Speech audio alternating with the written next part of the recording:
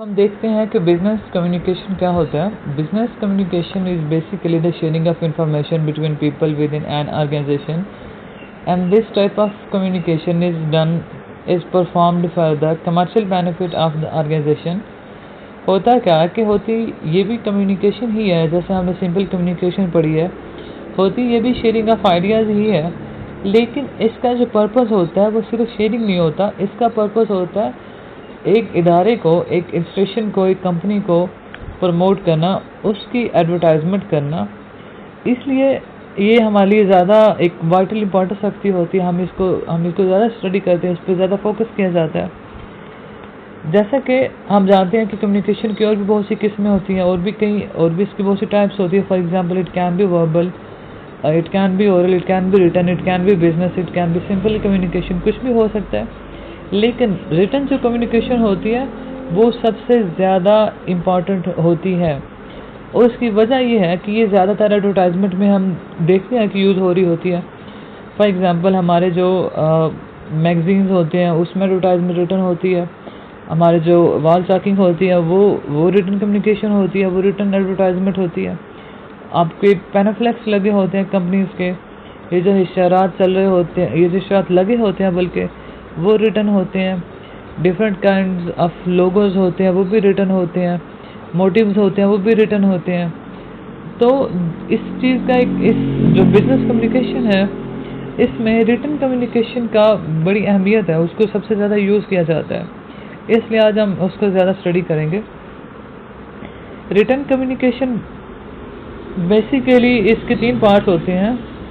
तो जो basic purpose होता है रिटन कम्युनिकेशन का वो होता है to attract the attention of the people, कि लोगों की अटेंशन को अपने अट्रैक्ट करना होता है। आपने अपने प्रोडक्ट को इतना अट्रैक्टिव बना के पेश करना होता है कि लोग आपकी प्रोडक्ट उसको ख़रीद लें, या वो फिर आपकी कंपनी का विज़िट करें। इस तरह एक बिज़नेस चेन बन जाती है जो कस्टमर, डीलर और सेलर के दरमियान बनती चल जाती है। फिर वो जितनी लंबी चेन होगी, जितने ज़्यादा आप लोग अट्रैक्ट करेंगे, वो आपकी कंपनी के लिए उतना ही फ़ायदे की होता है।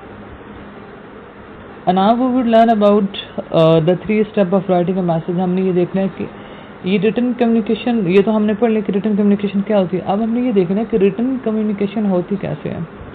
So basically written communication involves 3 steps. First of all it involves planning, जिसे हम प्लानिंग का बिजनेस मैसेज कहते हैं। Second one is writing a business message, and third one is completing a business message. तो पहले स्टेप में आपने क्या करना है? पहले स्टेप में आपने मैसेज को प्लान करना है। आपने मैसेज लिखना नहीं है, आपने प्लान करना है। आपने सिचुएशन को एनालाइज करना है कि आप किस सिचुएशन में लिख रहे हैं, आपके पास सिचुएशन कौन सी है। सबसे पहले प्लानिंग के बिजनेस मैसेज में आपने देखना है कि हम किस सिचुएशन में लिख रहे हैं, हम किस सिचुएशन में अपना जो मैसेज है वो कन्वे करना चाह रहे हैं। तो उसके लिए आपने सबसे पहले सिचुएशन को एनालाइज करना है। आपने देख लेना है कि हमारी ऑडियंस कैसी है, हमारी ऑडियंस की नीड्स कौन सी हैं, और हम कौन सी लैंग्वेज का इस्तेमाल करेंगे, हम कौन सा कंटेंट पेश करेंगे, हम कौन सा मोटिव पेश करेंगे। ये सारी चीज़ें आपने सिचुएशन में एनालाइज कर लेनी है। आपने जब सिचुएशन को एनालाइज करना है तो उसमें ये सारी चीज़ें आपके सामने आ जानी है। उसके बाद आपने इन्फॉर्मेशन को गैदर करना है, इन्फॉर्मेशन इकट्ठी करनी है। वो इन्फॉर्मेशन ऑडियंस के मतलब हो सकती है, वो इन्फॉर्मेशन आपके अपने डाटा के मतलब हो सकती है, वो आपकी कंपनी के मतलब हो सकती है। आपने वो सारी इन्फॉर्मेशन गैदर कर लेनी है। उसके बाद आपने मीडियम चूज़ करना है कि हमने कौन से मीडियम के थ्रू अपनी इन्फॉर्मेशन कन्वे करनी है। वो आप पे डिपेंड करना है कि आप कौन सा मीडियम चूज़ करेंगे जो आपको लगता हो कि एक्यूरेट है, जिसके ज़रिए आप मैसेज की फास्ट डिलीवरी कर सकते हैं। उसके बाद आपने मैसेज को ऑर्गेनाइज कर लेना है, मतलब कि जो आपने इन्फॉर्मेशन इकट्ठी की है उसको आपने एक शेप दे लेनी है जो कि आपके जो सेकंड स्टेप है राइटिंग अ मैसेज, उसमें काम आएगी।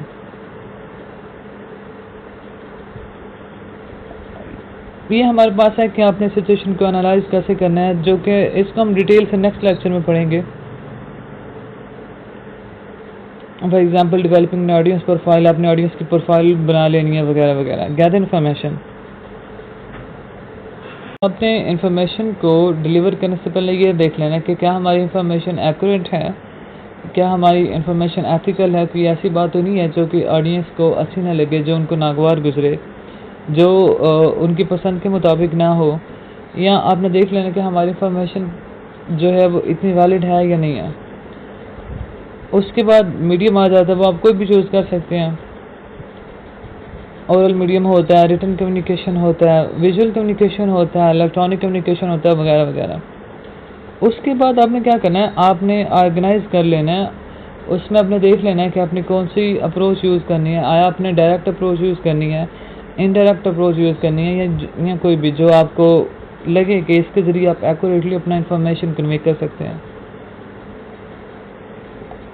इसके बाद हमारे पास आता है writing a business message. Writing का जो पोर्शन है इसमें बेसिकली हमारे पास दो चीज़ें हैं। फर्स्ट ऑफ ऑल है कि adopt to your audience need. आपने इस चीज़ का ख्याल रखना है कि आप जो इन्फॉर्मेशन दे रहे हैं वो आपकी ऑडियंस की नीड्स के अकॉर्डिंग होनी चाहिए। ऐसा नहीं है कि उन्हें फॉर एग्जांपल आईफोन की ज़रूरत है और आप उनको इन्फॉर्मेशन दे रहे हैं गैलेक्सी की, ऐसा नहीं हो। आपको वही इन्फॉर्मेशन देनी चाहिए जो इन्फॉर्मेशन वो लेना चाह रहे हैं, जो इन्फॉर्मेशन उनकी ज़रूरत है, जो उनकी ख्वाहिश है, जो उनकी पसंद है, उसी के अकॉर्डिंग आपने वो इन्फॉर्मेशन उनको कन्वे करनी है।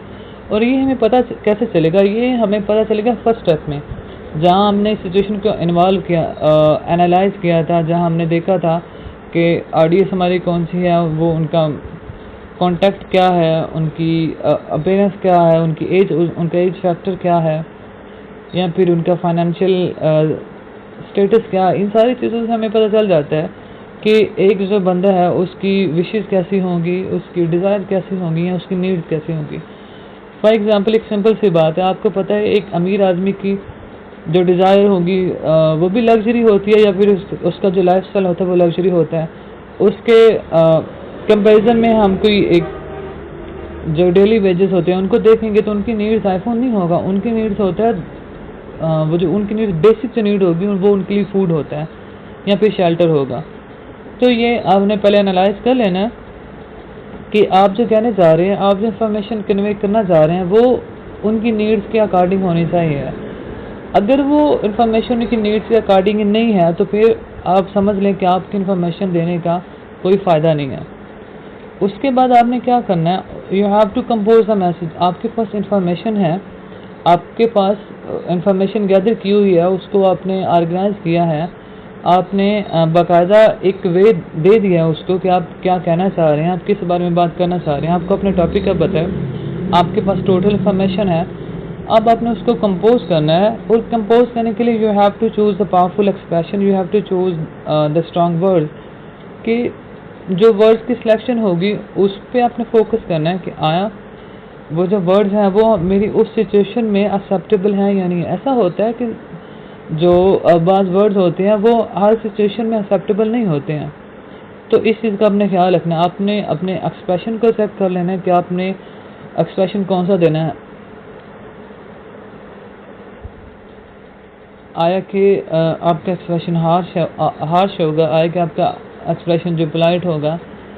बेसिकली जो हमारा एक्सप्रेशन होता है एक इन्फॉर्मेशन को कन्वे करने के लिए या फिर बिजनेस मैसेज के लिए, वो पोलाइट ही होता है, उसमें हार्श वाला कॉन्सेप्ट नहीं होता और ना ही होना चाहिए। उसके बाद एक यू एटीट्यूड को अपना अडॉप्ट करना, जिसकी हम डिटेल हम इसको बाद में पढ़ेंगे। आपने पॉजिटिविटी जो होती है उस पर फोकस करना है, आपने नेगेटिविटी को इग्नोर करना है।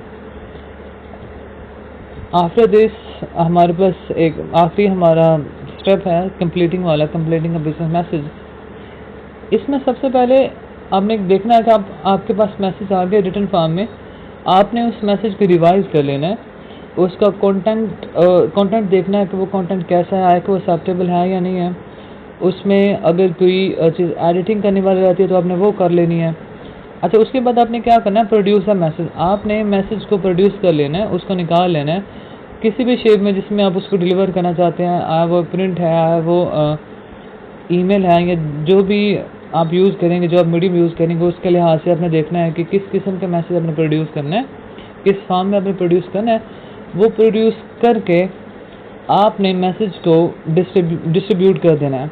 डिस्ट्रीब्यूट करने से पहले आप उसकी प्रूफ रीडिंग कर सकते हैं। प्रूफ रीडिंग मतलब कि आपने उसको डिटेल से स्टडी करना है, उसमें अगर कोई स्पेलिंग मिस्टेक है, अगर उसमें कोई लेआउट मिस्टेक है, अगर उसमें कोई ग्रामेटिकल मिस्टेक है या कुछ भी मिस्टेक है, तो आपने उसको एक दफ़ा चेक कर लेना है। उसके बाद आपने मैसेज को कन्वे कर देना है, आपने डिस्ट्रीब्यूट कर देना है। अब आपकी ऑडियंस पे होगा कि वो उस मैसेज को एक्सेप्ट करती है या फिर उस पर क्या रिएक्शन देती है, उनका रिएक्शन कैसा होता है, उनका रिएक्शन पॉजिटिव होगा या नेगेटिव होगा। लेकिन एक बात है, अगर आपका मैसेज पॉजिटिव है, अगर आपका एक्सप्रेशन अच्छा है, अगर आपकी स्टडी अच्छी है, अगर आपने रिसर्च अच्छी की थी, अगर आप ऑडियंस की नीड से आगाह थे, अगर आपको उनकी नीड्स का पता था, अगर आप ये जानते थे कि उनके डिज़ायर क्या है, वो सुनना क्या चाहते हैं, तो इसमें कोई शक नहीं है कि आपका जो मैसेज होगा वो एक्सेप्टेबल होगा आपकी ऑडियंस के लिए। This was the topic. अब हम इसके जो डिटेल स्टडी है वो नेक्स्ट लेक्चर में करेंगे इंशाल्लाह।